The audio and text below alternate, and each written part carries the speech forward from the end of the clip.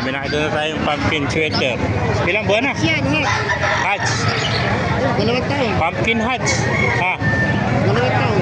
Ito pala yung pumpkin hatch. 2 taon na mga kamaster. Hatch. Green leg. Pumpkin hatch. Green leg mga kamaster. 2 taon na. Yan po. Thank you kaibigan. Pasukin pa natin para makita natin. Ayan, para pang manok dito. May nakita pa tayo nakalagay sa cage sa kawayan. Ayan. May mga manok. Sweater.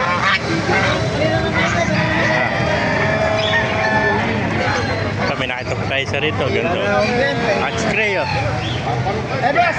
Ayan. Binenta ko lang mura. Ganito. Piki yata. Piki yata. Ay, hindi. Ito, hatch gray.